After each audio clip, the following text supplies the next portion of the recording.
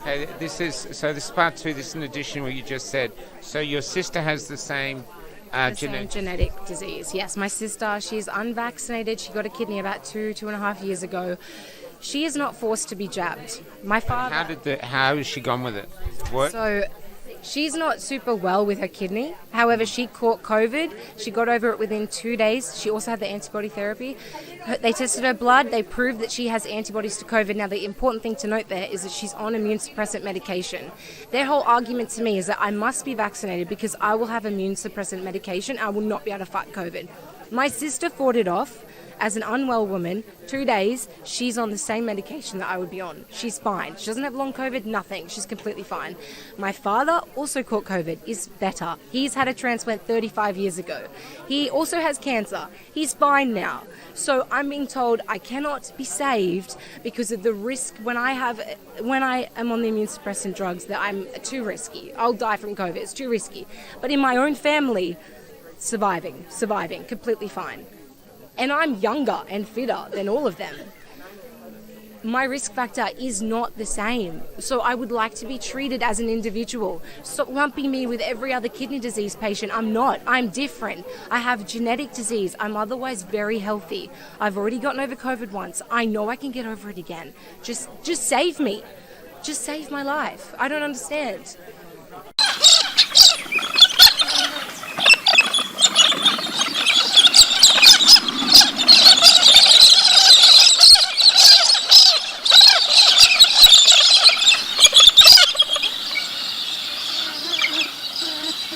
Just like it's called having a conversation. Yeah, okay. We dug him out of a museum. We've been dragging it around Australia. Let's see. First off, what's your name? Laura. Hogan, and this is Samson. Hello, Samson. Quicker. Now, Laura, let's just jump straight in.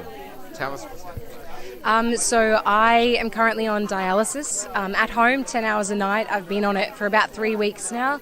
So you have a machine you take home that works. Yeah, so it basically keeps me alive. I have kidney failure. It's genetic, unfortunately. I had Samson and got very sick and needed it was emergency dialysis surgery.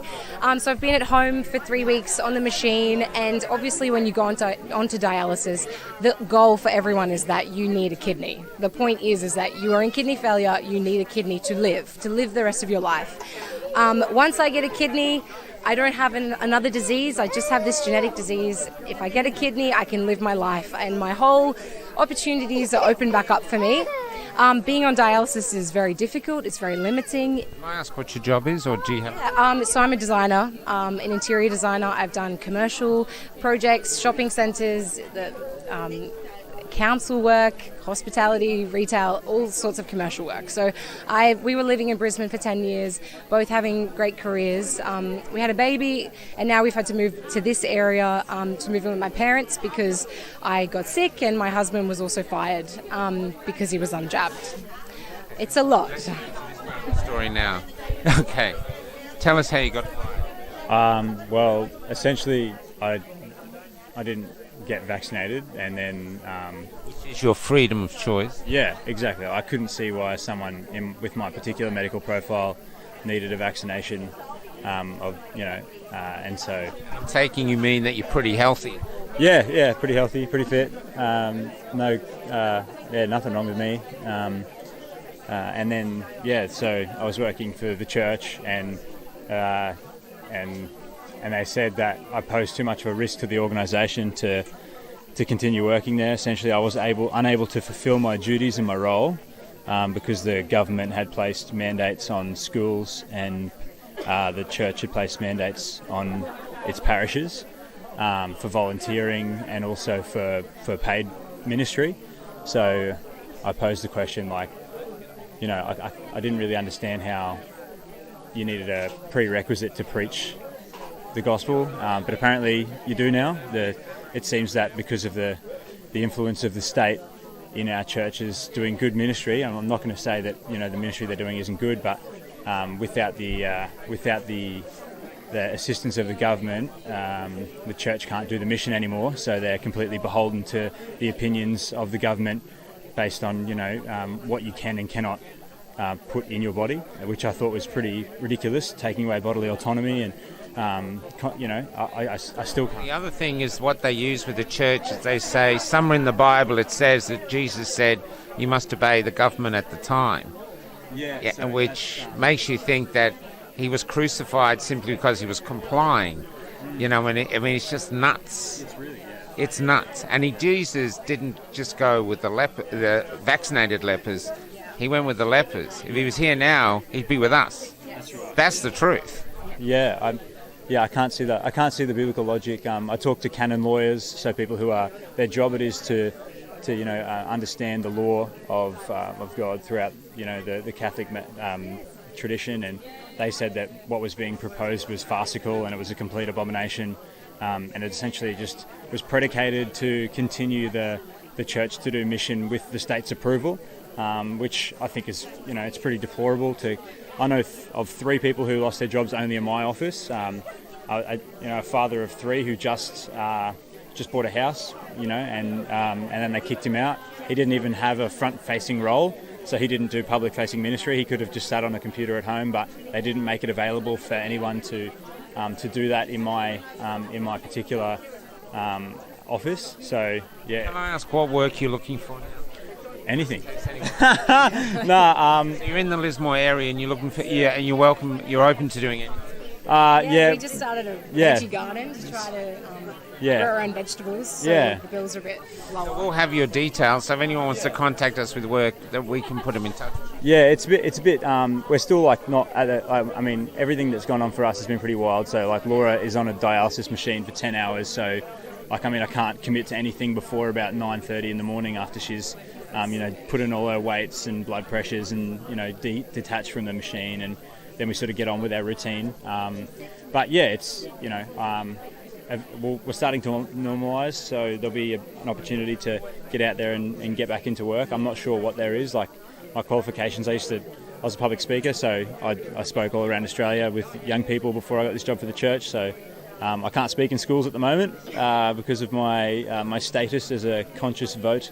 Having a bodily autonomy and not being beholden to this ridiculous, farcical government regime that evil. Oh, it is. I believe it's evil, but they sort of cloud I think they're sort of murking the waters by making it a fake scientific. It's just it breaks your heart, to think that we're Anyway. Speaking of breaking hearts, let's get to this. Now, what's happening with your transplant list? So now that I'm on dialysis, the goal is to get onto a transplant list. Now, if the pandemic wasn't around, I would easily qualify for the transplant list. I'm 27, I'm otherwise very healthy, I'm the perfect candidate to receive an organ from some incredible soul who's put their organs up for donation. But unfortunately, as I haven't checked that one box, I am not allowed to be on the list. Now, the extra layer of confusion here and nonsensical aspect to this is that I got COVID about a month ago, I think it is. I got over it with 8% kidney function within 4 days, unvaccinated. On the 5th day, I was very pressured by my doctors to get monoclonal antibody therapy, which is free for people high risk. So I went into the hospital and I got that. On the 5th day, please keep in mind, I kept telling them I was feeling much better, but they still wanted me to get it. I received it, and then they told me, by the way, you now cannot be vaccinated for 4 to 6 months. The government says you cannot be vaccinated. And I thought, okay, well, now I have a 6-month exemption, so surely I've got natural immunity, plus I'm pumped up with antibody therapy. I'm incredibly immune. Surely I now have an exemption. I will go on the list for at least 6 months. Once that time passes, then, of course, we can have the discussion about vaccination. Okay. So I was quite excited. I thought, this is amazing. I'm unvaxxed, but I have an exemption. I will be on the list for 6 months. If I'm supposed to get a kidney within 6 months, it will happen, and it's going to be great, and I'm going to live my life, and it'll be fine. Fast forward to last week, I saw my nephrologist, my kidney specialist, and the answer is no. Despite an exemption, it's no. I cannot be on the list. He promised me that the head of transplants at Lismore Hospital would call me. She did. I said, well, the elephant in the room is that I'm unvaccinated, so what are we going to do? And I have an exemption. Why can't I be on the list? And she said it's out of her hands also, and it's up to the Brisbane team, because as a Lismore resident, I will go to Brisbane to get the kidney. So I'm at a bit of a junction here where they're telling me no, but why not? I have an exemption. The government decrees I cannot be vaccinated. The government also decrees that I'm not allowed to have a kidney. So what happens to me now? For the next 6 months, I may lose my opportunity to get a kidney. Why? It doesn't make sense. I have checked the box with natural immunity and antibody therapy. I do not understand why they won't let me on the list. So, to be honest... It's not just one vaccine. Tell them what you said. Oh, they want you to have the three vaccines. And it's 3. It has to be 3, despite what I've already said. And to be honest, I said to my nephrologist, I said, well, I'll leave the country. You're pushing me to the point where I would rather leave the country, go to a completely different society. They will accept me. I will get a kidney in another country then. I will pay for that. I don't care. And to think that as a 27-year-old, I'm an Australian citizen. I try to be a great member of the community. I try to be a good person. I am otherwise very healthy. And for them to say, no, you're not worthy. You're not worthy. I cannot believe it. I cannot believe it. Tell them what the doctor said to you when you said about the mother. I said to him that I just want to be a mum. Dialysis is not a treatment. It's not a cure. It's not the end of the road for me. And I cannot be a mum on dialysis. I can't. It's limiting. I cannot get up in the night and look after him. I can't get up in the morning and look after him. He does the bedtime routine as well. I can't pick him up properly. I have a tube coming out of my stomach which connects to a machine. I am not the mother that I know I can be.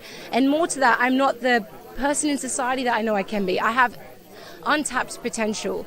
All I need is an organ, and I will continue to be a great member of society. But if you say no to me, so I die on dialysis? I don't understand how I can live in this country and be faced with die on dialysis or die with kidney disease, or you just don't get a kidney.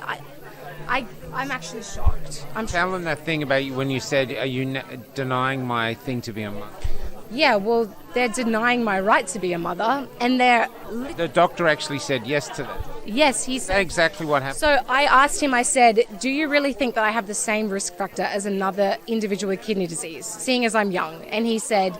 He didn't really answer me, and I said, would you be giving a kidney to a smoker? He said, no, we won't give a kidney to a smoker. We won't give a kidney to an alcoholic. I said, will you give a kidney to a very old person? He said, no, but then he kind of said yes. And I said, so you're telling me that I, like those people, are not worthy? And the only thing I haven't done is be vaccinated. He just said, I said, I'm not worthy. That's it. And he said, I respect your opinion, but it's out of my hands. And that's it. And he's... this wonderful nephrologist. I just want to be a mother. That's it. So come on, catch me if you can. I'd be fast and know I'm free. So come on, catch me if you can.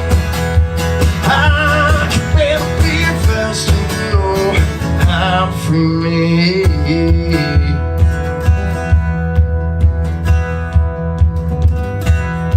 I climb so high, they had a straight down. When I took a breath against the ground, I feel my mind washed over my soul, left me behind, lost some control.